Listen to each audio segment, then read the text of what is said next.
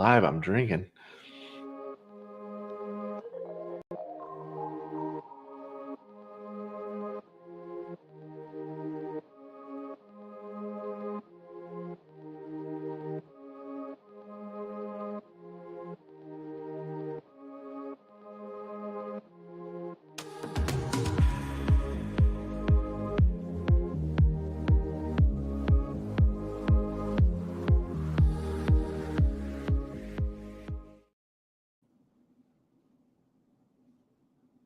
And welcome back. And it's been forever holy cow, time out with Michael. And I got my good buddy Josh here.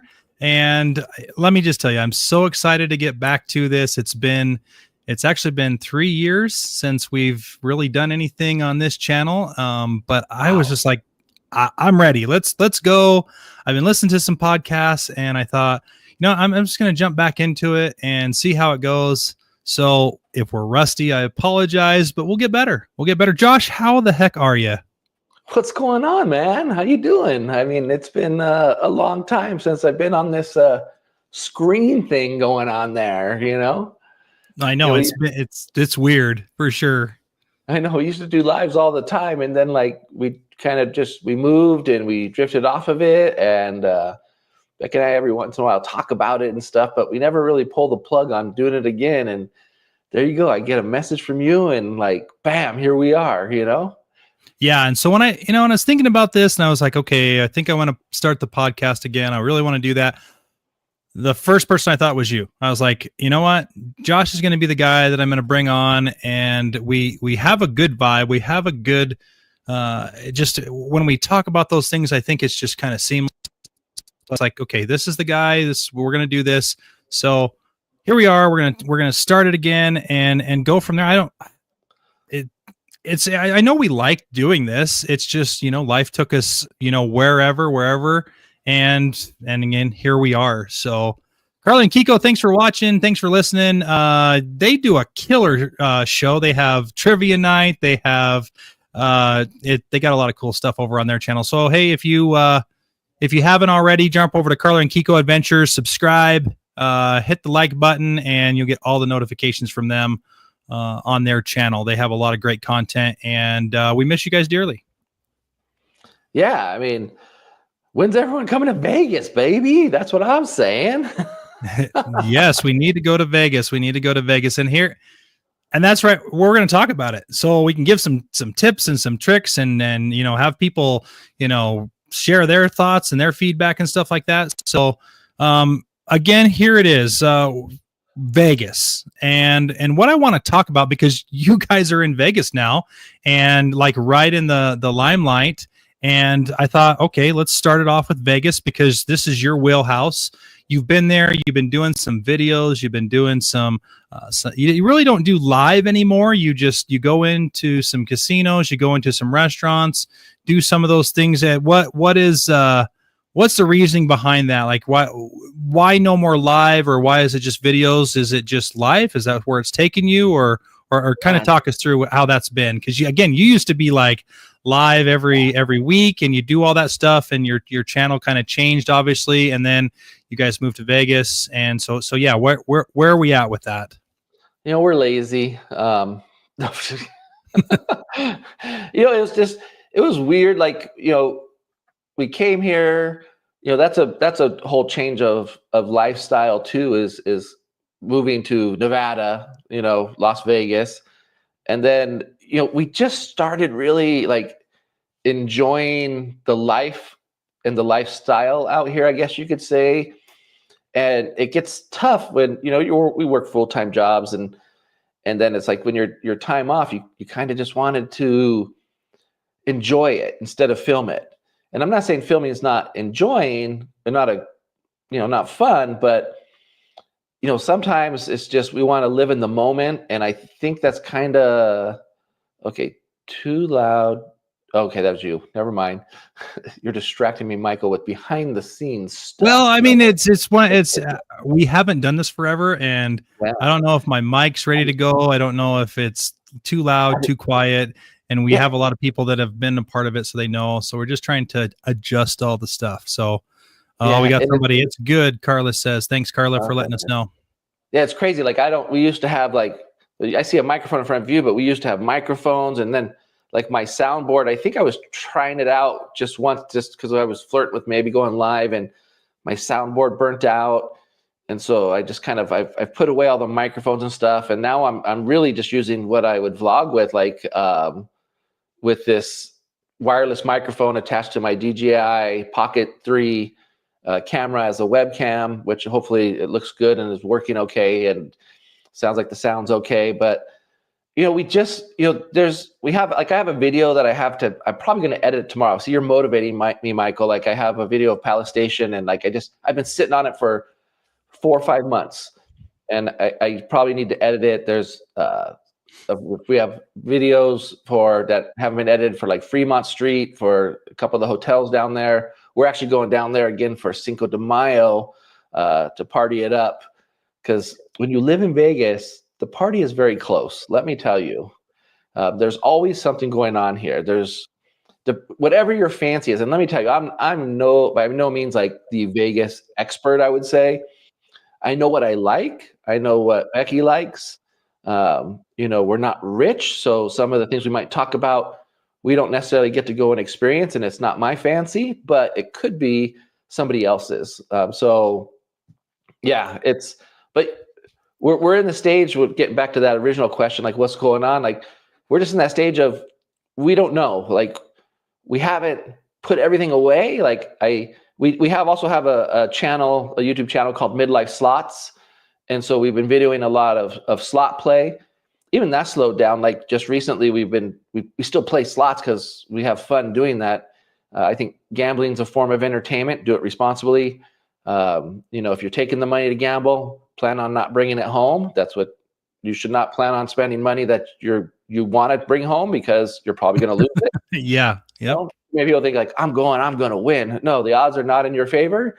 You're more than likely going to lose, but every once in a while you get lucky and you win, So we've just been living our life, having a great time. And, Becky she's been jonesing for a live stream. She really wants to do lives again, especially just like our at-home live. She loves the community and doing the at-home lives on Midlife Vibes. And yeah, we'll see. I mean, it's the answer is undetermined on what's the future of it is, but hey, we will see. And Kiko, you're a pretty good gambler, I think. You like that blackjack a lot. We got to get you into some craps and roulette.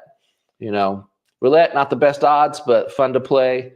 Craps, if you know what you're doing, you could actually do pretty good. Yeah, absolutely. And so I guess the thing that, I have tons of questions for sure. And my question is, so were you a gambler before you moved to Vegas? Were you not? Was it just kind of fancy? Did you have it? I mean, is this something like an addiction, or did you guys, whenever you went to Vegas, that's what you did? No addiction. No addiction. I have to go play tomorrow. No, it's, yes, we've gambled. I'll tell you what, we definitely gamble more that we're here. It's very accessible, but like I said, for me, it's a form of entertainment. So we might go out to dinner, play a few $100s on slot machines, nothing crazy. Hundreds of dollars. Whoa. Okay. High roller. No, these are min bets. Like, you should see what people bet out here. Like, they're max betting slot machines $8 a spin while we're playing 88 cents, Yeah. No. Do you like, when you watch that, does that like make you feel like, oh Lord, like you're betting $8 a spin, and do you put a cap on that? Like, okay, so you're going out to dinner, you're going to have dinner. If it's a fancy dinner, let's just say you go to a high-end restaurant, and we'll talk about that later in the show. If you're a high-end fancy dinner, are you going to spend less than what you normally would? Or if it's like, okay, we're going to the $12.99 buffet and we're going to spend, more, or is there always just, I'm only going to spend this is kind of the rule that you've done, so that you don't fall into that trap of where people in Vegas go, okay, I got to go gamble. I've always been that guy that, okay, I'm not going to gamble. I'm going to win. If I go to gamble, then I am gambling whether or not I win or not. And that's been my mindset. Does it work all the time? No, but No. yeah, again, to the question, back to the question, do you put a cap on it, or is it always $100? Is it $20? How do you do that? There's always a cap on what we will spend. If this is what I tell Becky. First of all, I have fun money set aside from everything else. So it's just fun money. Like, I never go to an ATM. I never do any of that stuff. There's fun money set aside, and it's meant to be spent in that night. And, if we come home with that money, that's great. If we don't, that's fine too, because it is totally meant to be spent. Now, I would say, yeah, and I'd say different times are different caps. Like, so let's say if we're going to go shoot videos for Midlife Slots, we're looking at working with $100 a video. Now, it doesn't mean sometimes we spend $100 in that video. Sometimes we don't. Sometimes we spend 50 because we, win some, we lose some. Sometimes we come home with more money. Anytime we come home with more money, that money goes back into the fun money fund. It never goes away from there. So, like, let's just take 2000, just getting into the weeds of things a little bit, but like 24, that was last year. So last year I hit 2 jackpots. That funded, and we still have money from those, that funded the whole year of gambling, never touching any other money whatsoever. So that's like, and that's what I say, like the fun money, if it's gambling. Now, obviously, if I win $50,000, I'm not going to put $50,000 into my fun money account. Right. We're going to siphon some of that out. But, I hit a couple jackpots. One was for over $2,000, and one was for just over $1,200. So, but that money funded all the fun in Vegas, for any type of gambling, paying cash for drinks, things like that. Now, because we do gamble, we get free hotel rooms and stuff like that. So a lot of times the hotel rooms are good. So, hey, Gonzo, what's going on, man?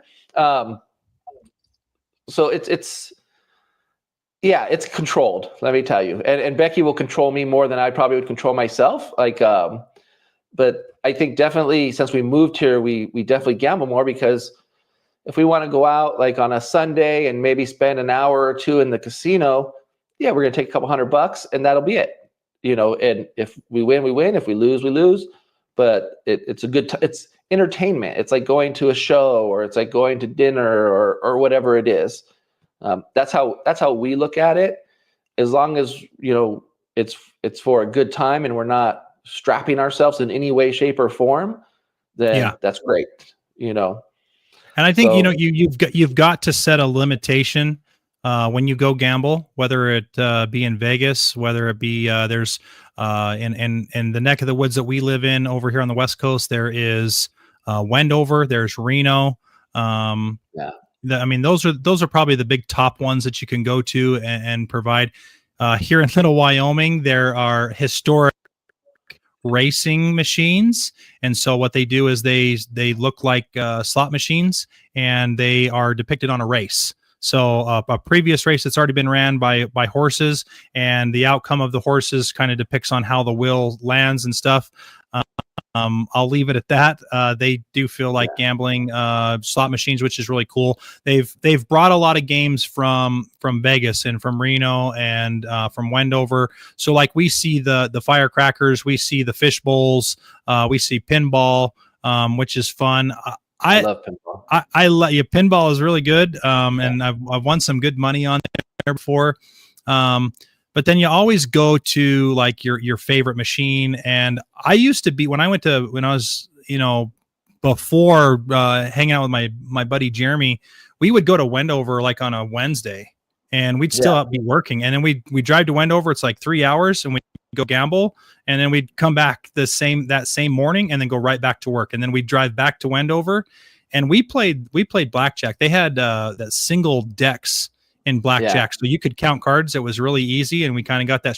Maybe we weren't counting cards, but it's perfectly legal. We did really good at it. And I thought, I never was a slot machine guy, and then I started playing more slots, and I like sitting at the slot machine and the 88-cent bet. I do sometimes go higher, but I'm really there. But that's again, back to that. Good that you have a cap, because I think living in Vegas would be hard for somebody who likes gambling and is addicted to that. They'd be done. I think that's that would be really hard to do.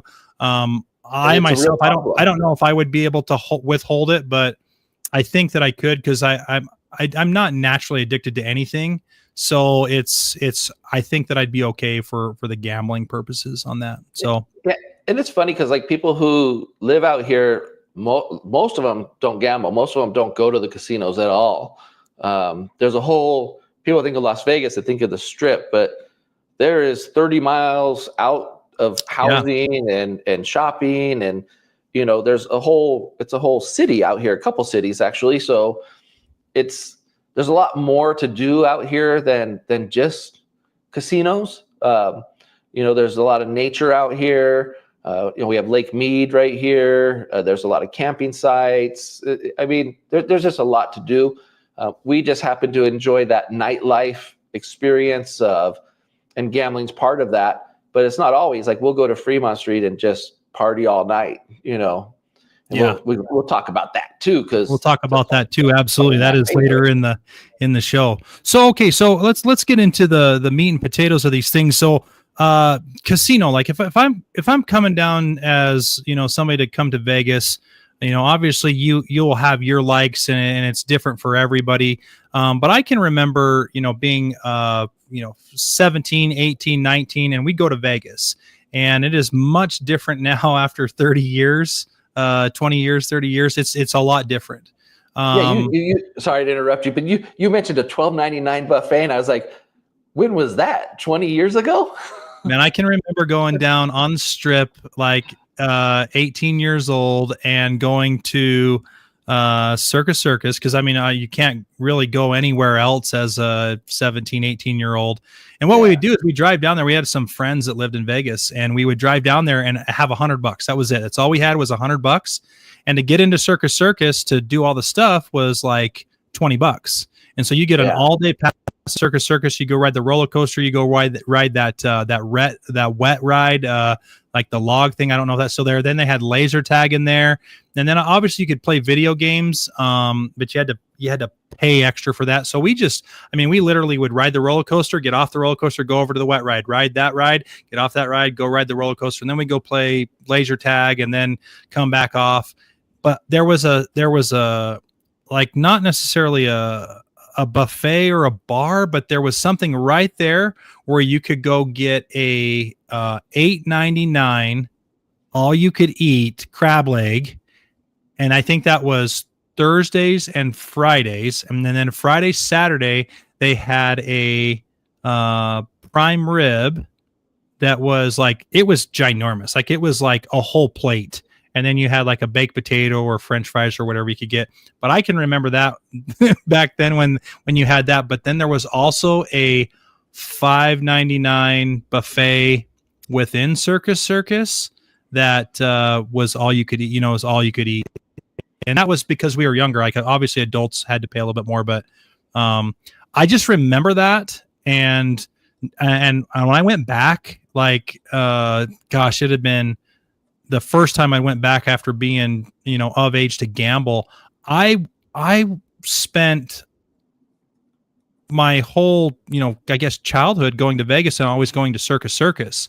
And then MGM was built, and my mom and dad took us there, and it was really cool. It was the Wizard of Oz theme at that time when they first brought it out. And I thought, man, this is going to be really cool. I'm going to, relive it all. And it was so different. It was so different. I walked into Circus. It wasn't the party place for the kids. Like that dome thing was not yet open, but walking from the entrance to Circus to that place, the employees were rude. They were jerks. They were like, and it smelled like my grandma's house, like flowers and cigarettes. And I already don't care for cigarette smoke. So it was like, you can't go to Vegas now then. Well, I mean, it's different, but like I don't remember that as a kid. Like, I don't remember smelling that floral stuff. I don't remember smelling, I remember smelling cigarettes cigarette smoke because my grandparents always took me there, and Yeah. my grandma was a smoker. But like I don't that didn't click in my brain. Like I was worried about that, but then as an adult, like I got there, I'm like, man, this is horrible. This is not what I remember.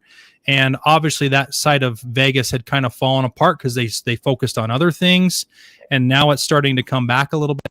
Fremont Street would be a great thing, which we'll talk about later in the show as well. That was horrible. That was the worst place you could go to in Vegas. It was like the cheap of the cheap. Nasty, scary people. You could find whatever you wanted there for free. Scary. And now you go to Fremont Street, and Glitter Gulch. Yeah, it's Fremont Street. it's pretty fun. It's pretty fun on Fremont Street now. But okay, so let's go there. What would you say in your mind is going to be the the fancy vibe? What's the high end? People think about Vegas, they think about the Bellagio, they think about maybe the Wynn, maybe Trump's Hotel. What is the creme de la creme? Now, I'm going to answer you, but I'm not a fancy person, so this is not my expertise, I would say. But I would say that if you're coming to Vegas and you're going high end and you're going fancy, I would say the Wynn Encore is the best place to go on the entire strip. That place, if you got the money, that place is going to treat you right. Really, it's very welcoming. The comps are good there. It's good for people who like to play more than minimum bet. I would say that for sure. They have a great day club there that I've never been to, but I've heard lots of stories that it's great. So, like I said, I haven't experienced some of these things because it's going to cost you a lot. Like Vegas Strip in general is already expensive. So, but you're going to go to a high-end place like the Wynn Encore. I mean, the rooms are going to be pristine. It's just going to be, it has a variety of restaurants. It has so much going on for it that, it's just an all-around great place. I mean, they do have a free show, Lake of Dreams. We took you there, and we were watching the Lake of Dreams with cool video with the waterfall and all that stuff. Pretty trippy stuff. That is my most favorite thing to go to because it's like every 30 minutes, and there's a new show, and it's free. Like as you go to Vegas, like you try to find those things that are not crazy expensive, and I get that. Like that was something awesome. And then you kind of took us, like you took all of us around to do some things there, and it was a lot of fun. And we went to like that patio up top that's kind of like a hey, Michael, real quick, I'm gonna interrupt you. Can you reposition our cameras? Can I reposition the camera? Yeah, so they're side by side, the screen. There it is. That's the one. That's okay. We were little tiny baby faces over there before. Now we're big men on the screen. Yeah. So for those of you that are listening, we do a live show too. That's on YouTube, Facebook, and Instagram. You can go follow that at YouTube. Time Out with Michael, and you can do that on Facebook and Instagram as well. If you go do those, hit the like and the subscribe button, and you will be notified anytime we do a podcast on Time Out with Michael. So there's my plug real quick to get that going. But okay, so the Wynn has fine. You talked about fine dining. Yeah. I know there's Casa Playa.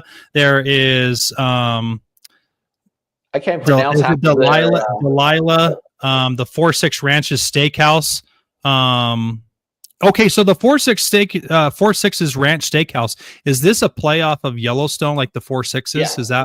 Is that what it is? So is that like a those things like that? Yeah, that's like I don't even know if it's going to be a permanent place or what, but it's a very high end, very expensive steakhouse. I mean, per person, I'm assuming it's $300-400. I haven't been there, but it's, steakhouses in general in Vegas are going to be over $100 a person. This one's high end, so it's definitely going to be up there. And then when you're ordering, $30 to $50 cocktails, it's your bill gets up there pretty quick. But I'm sure the food is delicious. Well, I can tell you looking at the menu, it is it's up there. I wouldn't say that it's anything. I mean, completely crazy. You can get a jumbo shrimp cocktail for $40. Is that I mean, is that too much for people? I don't know. I think when you're going to some place like that, that's not too crazy. You can go get a main course and you can have a Shiner Bock beer braised Wagyu short rib, and that is $87. That's kind of high. You can have a dry aged cowboy steak for $175, or you can have the Ranch Boss Cut Porterhouse. It is a 40-ounce steak for $250. That's pretty expensive. See, you're getting up there in price now. I mean, you go to, like, you know, in our neck of the woods, we have like a Ruth Chris. That's your high end steakhouse, and I think you can get up to like some told me one time, oh, you can go get $100 steak, and I'm like, who would pay $100 for a steak? I had the $100 steak, and it was, I mean, it was worth it. I wouldn't get it again because there's other options there, but I mean, so 4.6s, it's expensive. Yeah, it's and that's probably most of the anything high end that's over there. Like I said, we're talking high end, fancy. You're going all out type of resorts. Especially if you're staying there, you're spending $700 a night, you know, on a room, maybe more on the weekend. I don't know. Maybe less on the weekday, depending on what's going on. That's another thing. There's so much going on. We just had WrestleMania. I think Big Daddy who's in the chat, was here for WrestleMania, and a 2-night event, like just 60,000 plus people. Like, there's always stuff going on. Did they have that in a T-Mobile Arena? They had it at Allegiant Stadium. Oh, that's right. Okay, forget it. You guys have the Allegiant Stadium for the Las Vegas Raiders. So you have T-Mobile Stadium, you have Allegiant Stadium, and then now you have the Sphere. Have you done? I'm gonna pivot. I'm gonna go move away. Have you done anything in the Sphere yet? Becky and I have not gone to the Sphere yet. We've been talking about it. We should probably just go see the regular daily show that they have. Something. It's like a nature show type of deal. They've been having concerts there. You know what's doing really good over there is DJs over there, because of the visuals and everything with that giant screen and the sound system. It's not just like you think of the Sphere and you think of this huge screen and this great visual art that they have, but they also have like 1,000 speaker sound system or something like that, where no matter where you're sitting, you're getting personalized sound coming towards you. So there's no bad seat in the house when it comes to sound. Like, when you go to a concert, sometimes you're sitting off to the right, you're not getting the full effect of everything. But there, they have this state-of-the-art sound system that just blows your mind. From what I hear, because I haven't been there yet. I'm a bad Vegas local. I haven't been to the Sphere. I'm waiting for a good band that I want to see. I mean, there's been a few good bands there, but for one that I want to dish out the money for. Because just that daily movie, I should say, I mean, depending on the seats, if you want, like, the average price, probably like $100 to go see it. And then you're going to spend $15, $20, $25 on drinks, and each per drink, the food's probably expensive. So just, that's Vegas Strip. That's what you're doing. Any tourist destination, like, you go anywhere that's a tourist destination, you're going to spend more. You go to Disneyland, you're going to spend a lot on food, but So we say that the Wynn is probably the high end creme de la creme hotel casino that you can go to in Vegas. It used to be Caesar's Palace, I think, back in the day. Would you say that Caesar's Palace would have been the high end back in the day, or back in the day? I think Caesar's Palace would have been one of the more high end places. I'm not a huge fan. There's parts to Caesar's Palace. Like, I think the rooms in Caesar's Palace, or at least when we stayed there, the room was beautiful, super clean, really nice, big. It was a great room. The casino's horrible. The layout is horrible. It's this weird maze because they keep adding. Over the years, they've grown and they've added to it, and so it's like this. It's discombobulated. You can get lost in there. Like, the Nobu Hotel, that's part of Caesar's Palace, is down a hallway, and it's kind of a weird spot, and then. There's a lot of walking going on there. When I think of luxury, I don't think of Caesar's Palace anymore. I think of Caesar's Palace as like this in between a mid-tier and a luxury. There's like a bracket in there in the middle somewhere that it might be, because you can get rooms at Caesar Palace dirt cheap during the weekdays. Yeah, I mean, it's not like it, you again, you think about Vegas back in the day. There's a lot of events there, like your boxing matches and your shows that you would have was always like, let's go to Caesar's Palace. Let's go to Caesar's Palace. That was the big thing. And then you had those other casinos start to move in, like your MGMs, like your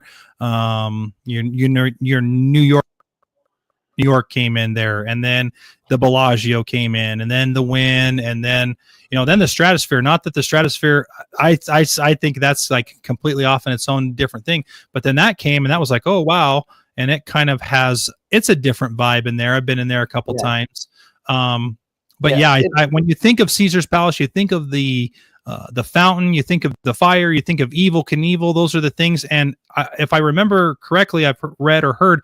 The fountain and the waterfall and stuff at Caesars is gone, correct? Is it gone, or is it still there? They do have a water feature. Now, you're thinking of Mirage, where they had the volcano with the fire. Yeah, that's right. Okay, Mirage, yep. That's gone, because that's turning into Hard Rock. They're bringing that. If you look at the Hard Rock Hotel in Florida with the big guitar-shaped hotel, they're adding that to the Mirage. It's going to be it's the Hard Rock Hotel now. Hard Rock Hotel now. It's closed down for renovation and why they build that, but that's what it's going to be. But Caesar's Palace, like, things they have going from, like, their pool. Their pool is really nice. I liked their pool. It was spacious. It was themed.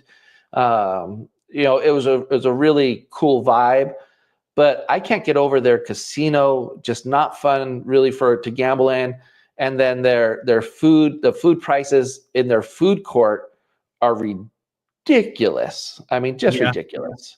Now, okay, when you say ridiculous compared to that, what if I go to Vegas, I'm usually going to stay the New York, that kind of area. I'm down there. I obviously go to the Wynn with you. Where is that comparable? Is it like the same prices as those two places, and it's just low quality food? I don't think so. I think well, it's tough because the prices have gone up so much in all the little food areas, but there's so much better food courts that have a little bit better pricing and probably better quality food of just a food court versus, I know, food court's different from a restaurant and stuff, but I can't imagine like the prices at the restaurants there. And we didn't eat there very much. We ate at the food court, I think, when we were at Caesar's Palace, or we went across the street and ate over at the Miracle Mile. But we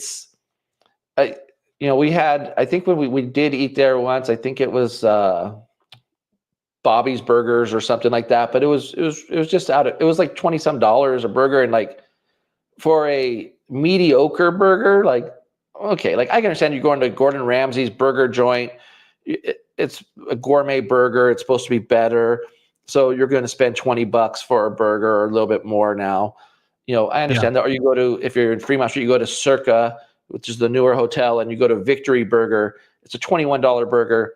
It's delicious. Wahlburgers is a big high end thing, and it's a big burger. I think it's more. Not a fan of, I'm not a fan of Wahlburgers. I would pick a double quarter pounder from McDonald's over the Wahlburger, to be honest. And you're paying for a name. I mean, you really are paying for a name. Some are good, some are bad.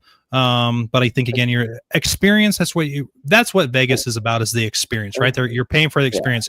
So, okay, I talked about MGM. It's no longer the Wizard of Oz theme. What is the theme for MGM now? That's probably the one that I stayed at the most. And does let's go even. I'm going to dive a little bit even further into this. It doesn't even have a theme anymore. It's just this building now. So you watch the movies Ocean's 11, 12, and 13, and it was the MGM, the Bellagio, and what was the other one? Help me. Oh God. Okay, so they had the three. Are they all owned by the same company, or is there some that are the same? Well, MGM and Caesars own pretty much most of the casinos on the Strip. Like MGM owns Bellagio, New York, Park MGM, Excalibur, Luxor, Mandalay Bay, MGM Grand, which is the big green one that you were talking about, Wizard of Oz. They own all of those, and then Caesars owns Harrah's, Flamingo, The Link, Cromwell, which is going to turn into a what's that? Oh gosh, I can't think of her name right now. it'll come to me in a second. And then the Horseshoe, Planet Hollywood, Paris, and Caesar's Palace, obviously. So they own that chunk of the strip is like split between MGM and Caesar's properties. And, we were talking about fancy hotels and like the Bellagio. Everyone says Bellagio. I am not a big fan of Bellagio. The rooms were okay, I think, for the price. It's nothing fancy. I actually probably thought the rooms were better at Caesar's Palace, but I'm not a big fan of Bellagio because there's not a lot to work with there. There's shops. I mean, you got to be. I think a lot of the high, like you said, high end people go to the Bellagio, and they're going into Prada, they're going into Tiffany's, they're going into the Louis Vuitton. That's for your. You know what the Bellagio, I think about F1 racing, all those billionaires coming in and flying in. They're going to the Bellagio. They're going to go buy a couple things. It's shopping. I hated the Bellagio. I don't care for the Bellagio. The rooms were horrible. The customer service was like, if you walked in there in a t-shirt and shorts, they didn't like you. You had to be like, you had to look fancy to even go in there I feel like to get the respect there, which whatever, that's a vibe for people. That's not my vibe, but I agree. I think everybody's going to say high end is the Bellagio, but I think that's just, it's its own thing. Go do it. I know there's a really cool thing in the Bellagio though, that I've heard. It's like a room that you can go into and it looks like you're in the sky and there's some painting things. It's a secret thing. Do you know about that? There's a conservatory there, which they theme out and they change it out every 5 times a year. We were just there this weekend because my mom was in town and she wanted to see it. And so they have a spring theme and you walk in there and they have this big green goddess with water coming out of her hand, and they have big giant like hummingbirds, and they have a big beehive, and they have a big screen on one side with a long waterfall, like a drip waterfall thing that you can see through it, but it's still kind of refreshing and cool. Good place to take some pictures and stuff. Like when I think of Bellagio, I think of that, and the fountains out front, which are fun to watch. Yeah. And the conservatory is fun to walk through, but like the casino vibe is very dull in my opinion. I just don't think it's very exciting over there. I think most of the people there are walking through it seems like, and it's just we're partiers, and so it just didn't give me that feel.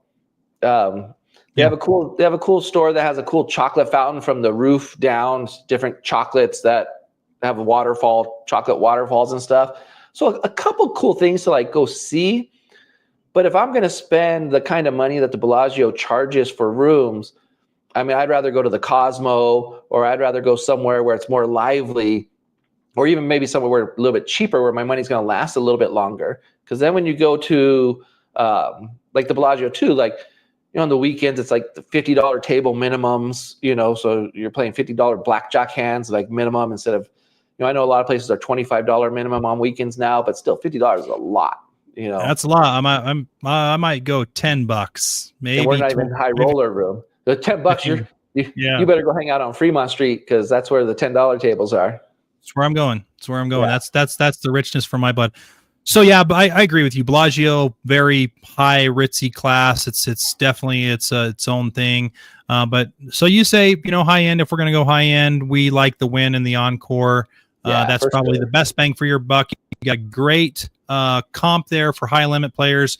Everything is kept up nice. You talked about the day club that they have. Never been there.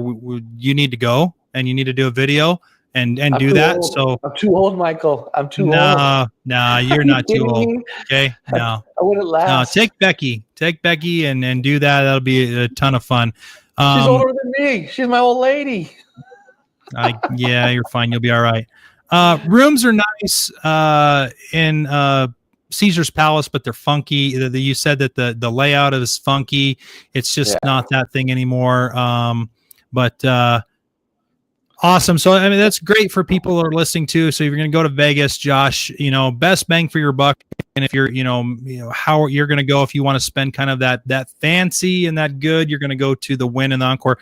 Okay, so let's go to mid-tier. If we're going to go into mid-tier casinos, where are we looking at? I mean, are we you said that Caesars is a little bit higher than mid.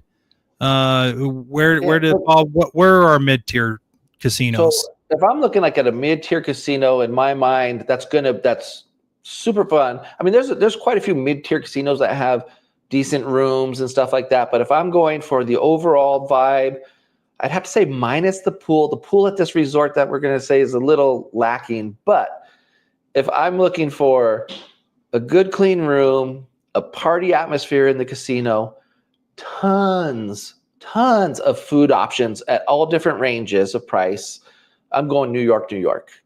100% New York, New York is the funnest casino, I think, on the Strip. If you're in the casino itself, like the vibe is killer. They have this cool circle bar in the middle that just gets popping. The slots are fun.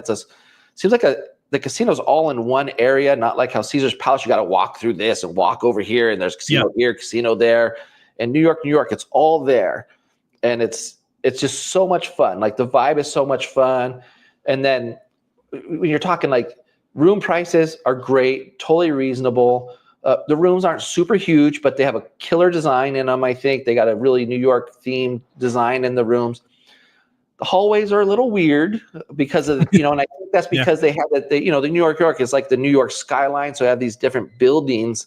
Mm-hmm. So the hallways kind of zigzag a little bit when you're going to the rooms instead of just a straight shot, which is okay. But the food selection there is just crazy. I mean, they have their high-end steakhouse Gallagher's, but then they have a bunch of restaurants too. They have like, I think it's Nine Fine Irishmen, great place to eat and hang out. They have a dueling piano bar area in there, great place. Tom's Craft House or something like that? Tom's Watch Bar is in New York, New York. I got to click on it and see what... Tom's Watch Bar is really fun. Nine Fine Irishmen is a great place. The park, that's really fun that you can do there. If you want Mexican food, they got Gonzalez y Gonzalez, which is okay. But I love that they have like a Shake Shack. They have the beer house is fun. It's on the outside of New York, New York. Yeah. And so that place is fun. They got shuffleboard there, I believe, and cornhole and different fun things.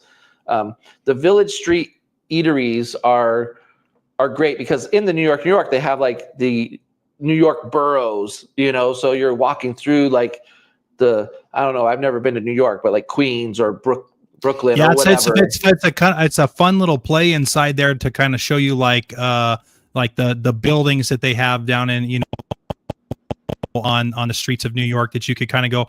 And I love that. Like when you go in, there's a pizzeria place in there, and I think it's I have to look, maybe New York food hall.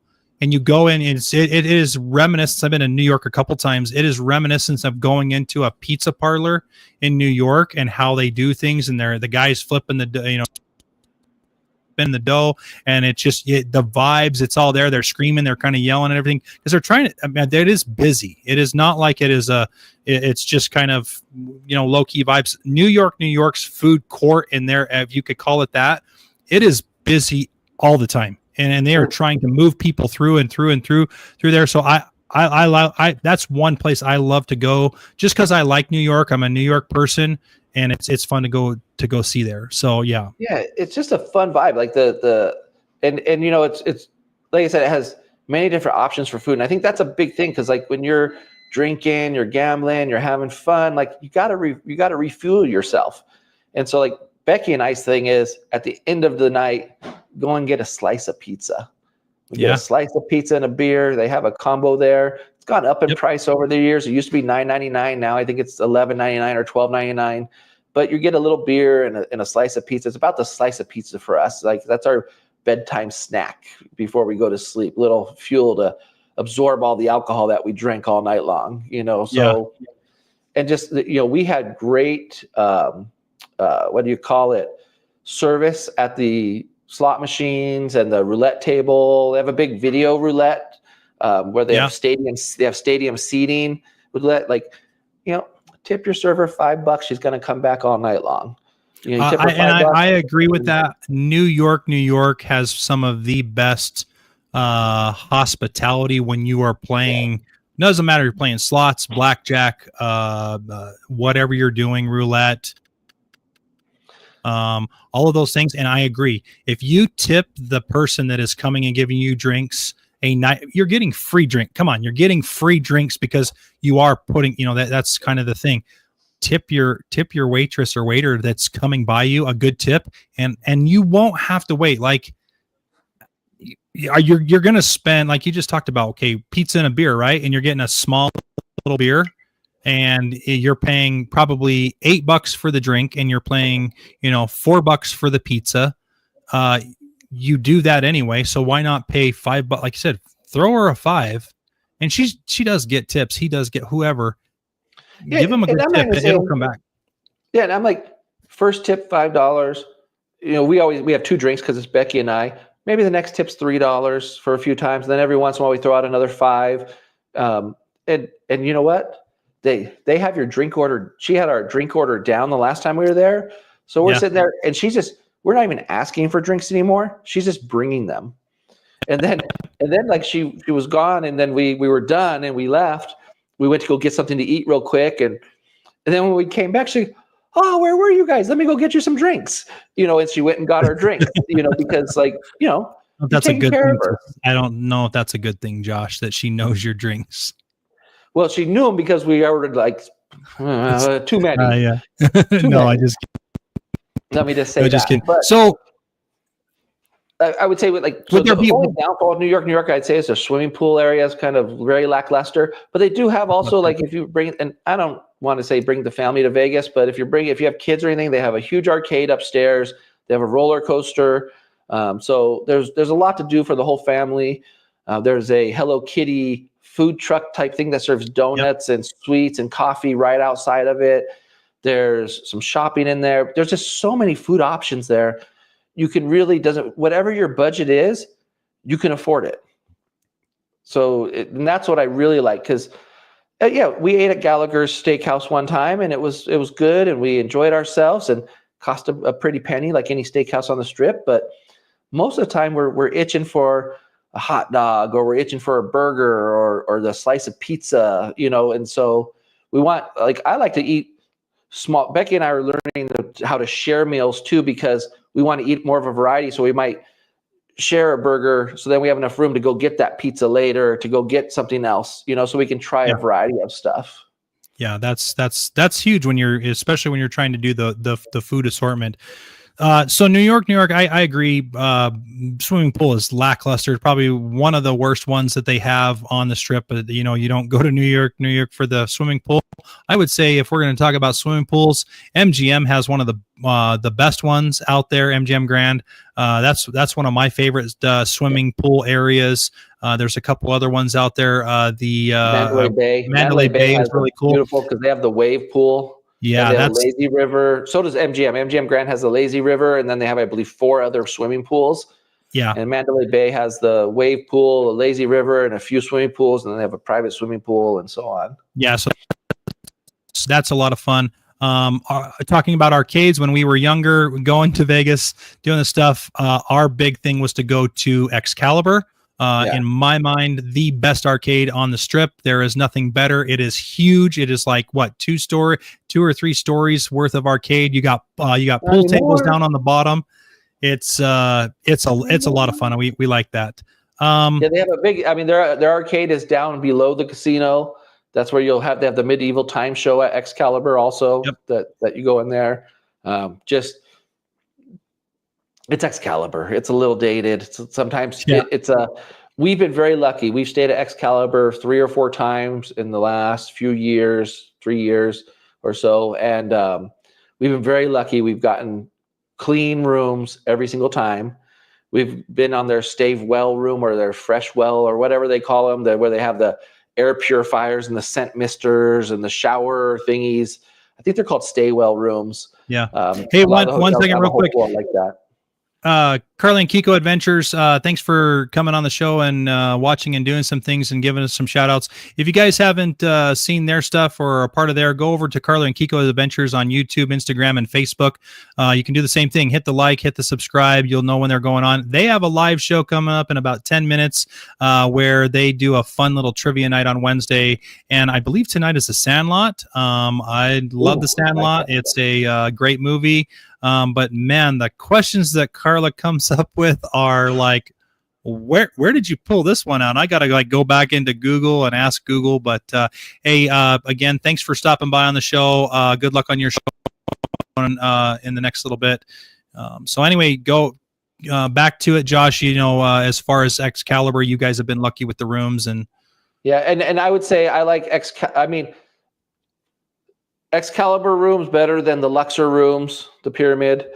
Luxor has decent rooms that are not in the Pyramid. If you get a Pyramid room, it's a real big crapshoot on whether it's going to be clean and everything's going to be unclogged and working properly. But they also have the two buildings right to the side, which the rooms are a little bit more expensive, but they're definitely much more updated and better rooms if you're staying at the Luxor. But on that side of the Strip, Mandalay Bay, I think, is so underrated. Luckily, they built the stadium, Allegiant Stadium, right across the freeway, and they have a walkway. They closed down a road, and so you can walk over there. So they're getting a lot of business there. Mandalay Bay rooms are beautiful. They're huge, big separate bathtub, shower, just big room overall. One of my favorite rooms that I've stayed in was Mandalay Bay. Obviously, it's a more expensive hotel. I get good deals sometimes, and so I think I stayed there with resort fee and everything like $100.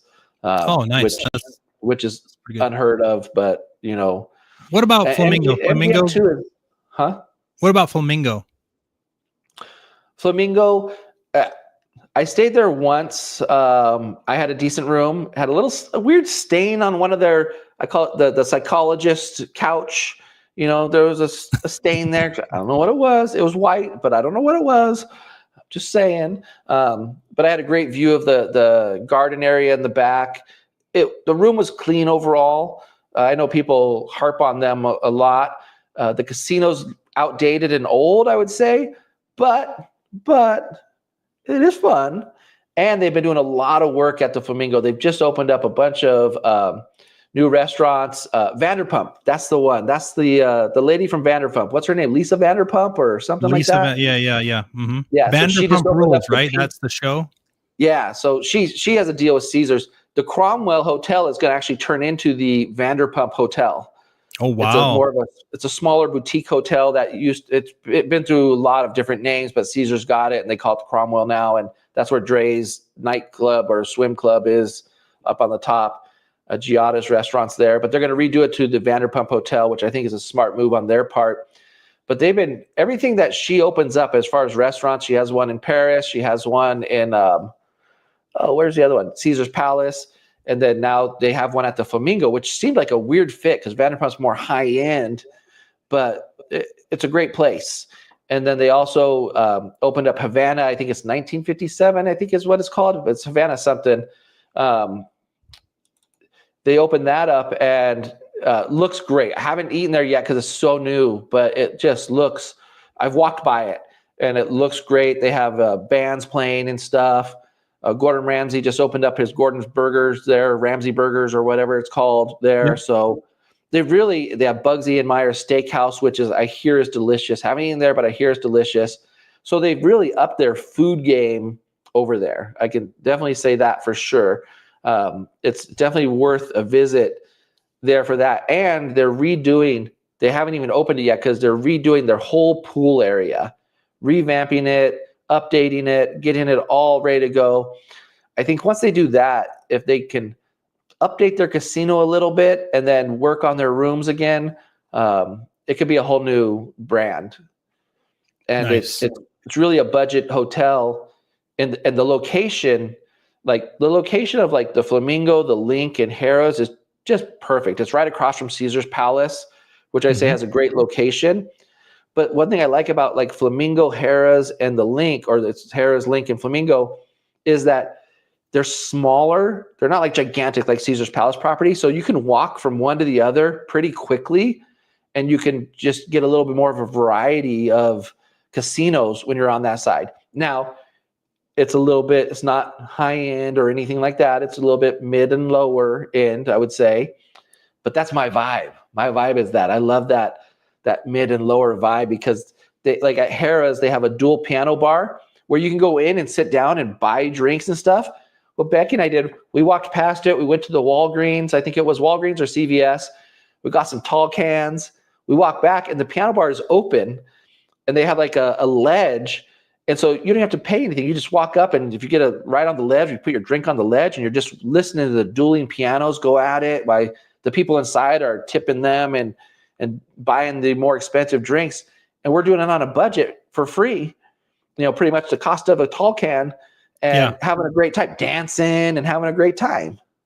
And I think that, for those of listening, there's a thing for everybody in Vegas, and depending on what you're wanting to spend, what your budget is, whether it's you're going there just by yourself, whether you're going there with your partner, or you're going there with a family, there are a lot of things to do. So we wanted to talk about some of those things today on the podcast. That was awesome. Let's finish this up. Thank you everybody for listening. And it's been a long time since we've been able to get on here and do this. I enjoy it. And how quickly did an hour go by? Like, holy cow. Like you get so worked up about it, and you get all the things, and then you just start talking, and it goes. And I think that's why I was like, okay, got to call Josh. I know Josh, we work well together on that. It's seamless, and that's always been a good thing. So thanks again for doing this, and we'll continue going on. But let's talk about, you talk about your jam and the lower end. We talked about Fremont Street being. Well, should we just do a whole separate podcast on Fremont Street? I mean, I think we could, but let's talk about a little bit on so the people that are just kind of getting back into it, so maybe they'll come back and listen to it. Fremont Street for me was scary. When I was younger, there was a lot of drugs. There was a lot of crazies. There was a lot of, when you think about like I can't even think of the movie that I'm thinking of right now, but like when you went there when you were younger, it was super scary. And I have no idea what it would have been like as an adult. But whenever you heard about Fremont Street, you thought of the horrors that happened down there. Like, again, like the people would just be laying on the ground, homeless people. And I'm not saying that, I mean, there still is a little bit of that. That's all over Vegas now. That's not, it's all over Vegas. On the Strip, there's homeless people laying on the ground. Oh yeah. And it's really different. So we can't, I went down to do the whole thing for Fremont Street, and it was awesome. And I had such a good time down there. The concerts, and they have like 3 or 4 concerts going down. And I can't even think, was that there when I was younger? I love that. That's so awesome. They have 80s, they have 90s, they have rock, they have old rock, they have country. And you can there's 2 or 3 playing at a time. So if you're not enjoying this one, maybe you go down to this one. So that's really cool. The drinks are amazing. The vibe there, I feel like, is awesome. And here's the thing: you talked about how you like the cheap, the fun, the less expensive things. I think when you go to Vegas and you go experience Vegas, I'm gonna say that going all over the place, going to Disneyland, going to New York, going to Disney World, going to, I've never been to Dollywood, but just thinking about all those things, going to Vegas, going to New York, going to Florida, going to Mexico, going to all those resorts, you pay a lot of money to do all these things. But I can tell you right now, I have more fun spending less money on Fremont Street because there is so much to do. I'll let you talk about that. There is so much to do on Fremont Street that it's all packed into one, and it is so it's cheap. You could hang out at Fremont Street for days. The hotels have been updated. The rooms are very nice. And when we talk about nice, it's not going to be It's not going to be a win. It's not going to be a Bellagio, but yeah, it's they're good. They're good rooms. They are comfortable rooms. They don't stink. They clean them. They do that. And here's the thing. I think I went one out of the 4 or 5 times I've been to Fremont Street. There was one time I went. It was really, really bad, and said, "Hey, this is bad," and they were so accommodating. They upgraded my room. They gave me a comp. They said the rest of the weekend food is on us. They were very hospitable, and I love that they have changed the whole vibe on Fremont Street. And a lot of people I talked to that have been down there lately have been like, "And we were really hesitant to go to Fremont Street, but man, thanks for letting us know because it's so fun." So, talk about your experience as being a Vegas local on how Fremont Street is. And it's so funny because so many Vegas locals still have this stereotype of Fremont Street being dangerous and being bad. And do bad things happen sometimes? You see brawls on the internet in the wind, and stuff like that. You see, shootings happen anywhere. So, usually is a lot of the stuff happen because people are consuming maybe too much alcohol, maybe.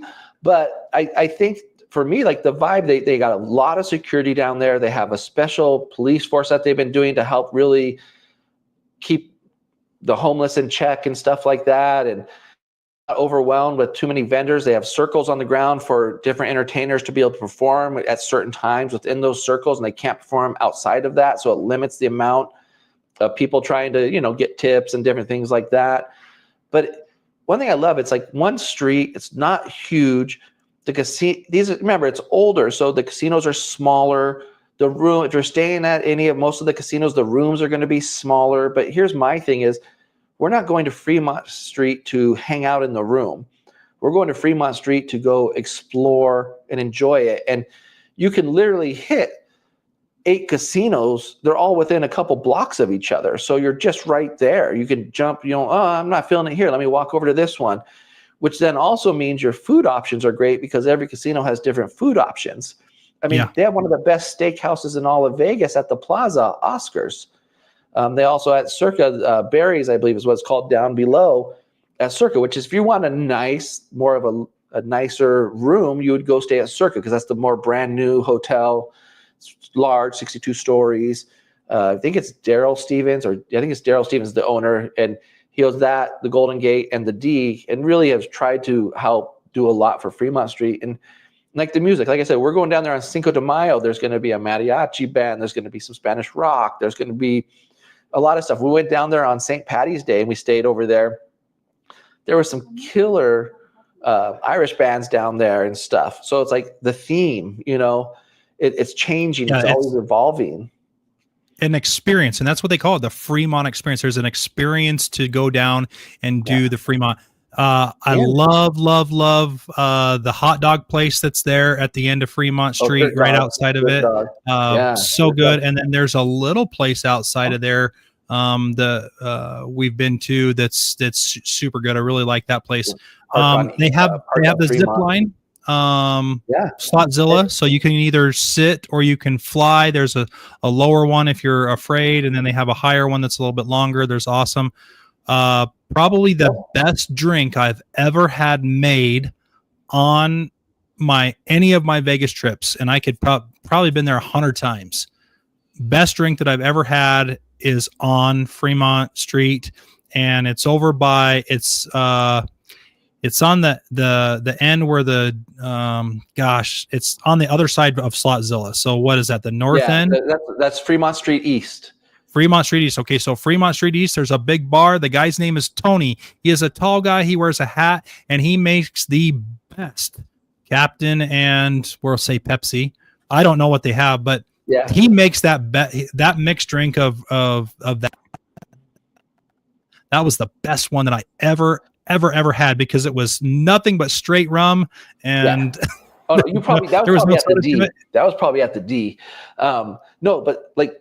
Let me tell you, they're trained to heavy pour there. So if you go on the strip and you go get a drink, they're measuring your shot, putting it in there, charging you $15 for the drink.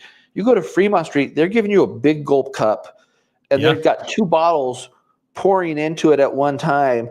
And like one time I had the guy go, I'm hard of hearing. It's loud out there. He's telling me, just tell me when to stop. And I'm like, because I don't know. I don't know what he said. And the back is like, he said, tell me when to stop. I go, well, I'll never tell him to stop. And he just, I mean, it must have been 3/4 Jack and then a splash of soda. And that one drink, I think, was $15. That's all I needed. Right. That's all I needed. You know, Right. I tipped him $10 on the $15 drink, you know, and moved on with my life because it was great. But every time I go, I like getting, my new favorite place to get the drink is they have the outside bars, I call them. They're basically outside of the casino, but they're owned by the casino on Fremont Street. And at Circa, there's one bartender, man. If he's there, I go to him every time because he has just the greatest pour. Oh, another guy knows Josh's drinks and how he likes them. No, I'm just kidding. No, that's the bar I'm talking about on Fremont East. It's the outside bar. I like that. I don't like going inside to the bars. I like the outside bars on Fremont Street because that's the best dollar bang for the buck right there. Yeah, you get, those are very cheap drinks, you know, relative of what Vegas is, and you only need one. I'm telling you, you only need one. You could probably do 2, but I can't walk straight. Yeah, they are heavy pourers. And again, like you talked about the circles and where the performers can be. I like that they've done that. That's kind of, and again, I'm not going to say that there isn't some scary, crazy stuff down there still. Vegas has got some, there is some stuff. You don't want your kids to see people. You don't want your kids to see some of this crazy stuff. That's okay. I was okay taking my kids there to show them real world stuff. This is what's out here. Now, we didn't hang out and watch and do all that stuff, but it was like, here it is. Go to New York, and New York is not Vegas. It is 50 times scarier to walk the streets in the back alleys of New York than it is Fremont Street. My recommendation, if you have children, take them to Fremont Street during the daytime, and then right as it starts to get dark so they can experience the overhead illustrations or movie or whatever you want to call it, the big screen. They can experience that, and then get them out. Get them out by 7 o'clock, maybe 8 if it's summertime, but get them out, because the only reason I say that, and I don't feel it's unsafe, I just think there's a lot of heavy drinking. This is Vegas. There's a lot of heavy drinking going on. People are losing their inhibitions. Things are crazy. You got showgirls, and you got tourists having a great time of their lives. It's going to get crowded. People are going to be stumbling. It's just not the environment for the kid. Nighttime is not for the adult environment. Yeah, nighttime is not. I was going to say the same thing. If you want to take your kids to Fremont experience, they have that. They do have the flyby kind of during the day. It's not as cool.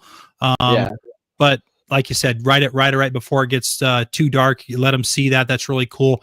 It's very PG during the day. I would say very PG during the day for Fremont Street. It's very low key. Like you said, there's not all that stuff anywhere on Vegas Strip. No matter where you go to in Vegas, it's nighttime. That's when you don't want to have your kids out there. I would, for me, a suggestion as a non-local being there, I would say your best bets are going to be your MGM Grand, your Circus, your New York, your Excalibur, in that kind of area, because they have like the Coca-Cola thing. They have the, you said the Hello Kitty stuff in New York. There's all that. That's kind of where I would say I would take the kids if if I was taking a family and low kids down there. But Fremont Street, I think they've cleaned it up. It's a lot of fun. Yeah, it's our favorite place to go. It's our go-to because we can experience so much there, and not blow a ton of money. And gambling on Fremont Street, the odds are better. The payback on slot machines is a better percent than it is on the Strip. That's just facts. And then if you want to have lower table limits for blackjack and craps and roulette and the different games, that's where you're going to find it. They even have a $1 blackjack table over at the Grand. It's packed. It's going to be hard to sit down on it, but you can find $5, $10 tables down there. On the weekends, the $10 table is probably going to be jam-packed, so you'll find a $15, $20 table, but it's nothing outrageous like the Strip will get. It's still very affordable to do that. And the room rates are great. And I'm a big Boyd player, so Boyd Casinos has 3 casinos on Fremont Street, and they give me comps there. So like Cinco de Mayo, I'm staying at the California for free, no resort fee, nothing, free parking. So it's just completely free. So now I have more money to buy a couple more drinks. Buy a couple more drinks. Josh, thank you so much for being a part of the show and doing this again with me. We're going to continue to do this. I think folks, Josh is just a really good dear friend of mine. Met him through watching Disney vlogs and these things, and then we got to have that scary thought of should I meet one of my people that to watch my show? And Josh and Becky took a chance, and we met, and it clicked. It was very good. The vibe was good. Midlife vibe, wasn't a midlife vibe at that time for me. Yeah. But Disney. it worked, and it's been a great friendship ever since. And I appreciate you. I miss you guys. It's fun to get back on and do this. So I think we're going to continue to do this. We'll change the sequence of some things up. We'll invite a guest on, I think, in the future and start to do that as we kind of get back into this again. We'll have our own topics that we talk about. As we figure this out, we'll throw it out on the podcast thing. So we're going to put it on the Apple Podcast. You'll see it on Spotify. What are all the other ones? I can't even remember all of them. We kind of walked away from the podcast, did all the lives, but they'll be out there so you can just listen if you don't want to do the live thing. The live thing is kind of fun. We like that. I think most of everybody that does a podcast is really live, and you can find them on a YouTube or an Instagram type of thing. And more so, I would say YouTube or even like Twitch is out there too. But a lot of people just want to listen, and it'll be out there. So we'll start to get that out there. Might take a few weeks for me to get all that put back together. But again, Josh, thank you for coming on. Thank you for talking about Vegas. You're an expert at it because you live there, and you've done all these things. Go check out Josh's channel, Midlife Vibe Slots. Super fun. He talks about slots. He plays the slots, gives you some intel and some insight. You get to see him get frustrated. You get to see him win some jackpots too. Do you have any jackpots on your thing? Is that there? Or? Yeah, I mean, I have both. Well, yeah, both jackpots that we've got last year are on there. There's videos on there. One was won at the Link and one was won at the Sahara. And then I wish there's been some pretty big hits, but some of them are on video, some of them are not. But it's always a good time. And if you like hotel reviews and stuff like that, you want to look at the rooms, just Midlife Vibes, check out the rooms. And then gambling content, Midlife Slots, for sure. Absolutely. Hey, again, thank you, everybody, for joining us tonight and listening in on our podcast, Time Out with Michael. We talked about Vegas. We talked about some rooms. We talked about some restaurants. We talked about Fremont Street. We'll probably give you a Fremont Street exclusive in the near future. Thanks again. It was awesome. Don't forget to go like us on Facebook and Instagram. Go to YouTube, like us, hit the subscribe button so you know when we're coming on. And it's been fun. Appreciate you. All right. Peace out. See ya.